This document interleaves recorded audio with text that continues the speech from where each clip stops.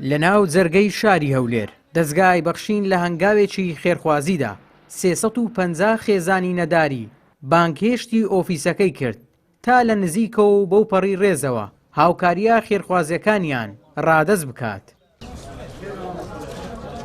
هەر خێزانێک کە دەهاتە ناو ئۆفیسەکە وەک میوانێکی ئازیز پێشوازی لێ دەکراو بە شاخۆراکی خۆی وەردەگرت.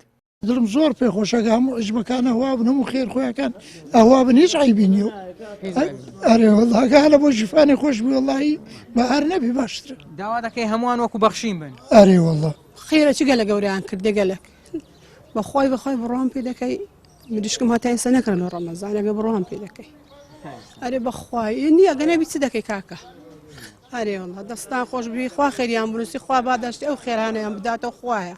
دڵخۆش بووی کە تەلەفۆنیان کرد. ئەرێ وەڵڵا ئەوەندە دڵخۆشم نەبیتەوە. بۆ ڕەمەزانی خەڵک فەقیرە خەڵک بێ ئیشە 180 خەڵک بێ ئیشە ناتوان برێم هەمووی بە زۆربەی خەڵک بێ ئیش و بێ پارێ جێکی زۆر لەو فەقیران دەگریتەوە بەڕاستی پێغەمبەر صلی الله علیه و سلم تەهاد و تەحاب ئەگەر شەکە کەمیش بی لە هەدیەی هەر ئینسان دری پێ خۆش دەبێت بەس ئەو ئەرزاقە و بۆ ڕەمەزانی جێکی زۆرمانەوە دەگرێتەوە خەڵک دری پێ خۆش دەبێت.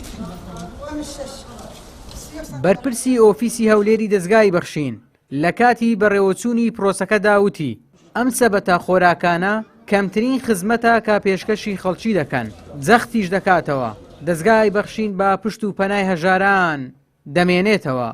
لە درێژەی کار و پرۆژەکانی دەستگای خێرخوازی بەخشین لە نێومانگی ڕەمەزانی پیرۆزدا سوپاس بۆ خی گەورە ڕۆژانە دەستگای خێرخوازی بەخشین پرۆژەکانی جێبەجێ دەکات. یەکی لە پرۆژەکانمان دابشکردنی سەبەتەی خۆراکە کە لە نێومانگی ڕەمەزانی پیرۆزدا زیاتر لە 5,000 سەبەتە خۆراک دابش دەکەین و چاوەڕوانی خێرخوازانین. دەڵێم خێرخوازانی خۆشەویست دەستگاکەتان دەستگای خێرخوازی بەخشین لە هەر 34 نووسینگە لە هەرێمی کوردستان لە پێشوازی ئێوەدایە بە سەدان و هەزاران ناونووس کراوە لە خەڵکی هەژار و نەدار و نەخۆشان و بێباکان و کرێنشینان و خان پێداسی تایبەت چاوەڕوانی هاوکارەکانی ئێوەیە بۆ ئێمە داواتان لێ دەکەین هاوکارمان بن بۆی بتوانین دڵی خێزانەکان خۆش بکەین لە هەرێمی کوردستان.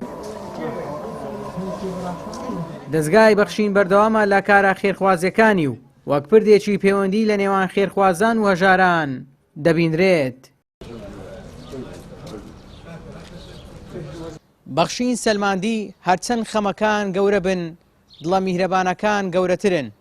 ئەمە تەنها دەستپێشی کاروانێکی پڕ لە خێر و بێرە کە بە هەموو کوردستاندا تێپەڕ دەبێت. ئیبراهیم زیاد کەناڵی ئاسمانی پەیام هەولێر.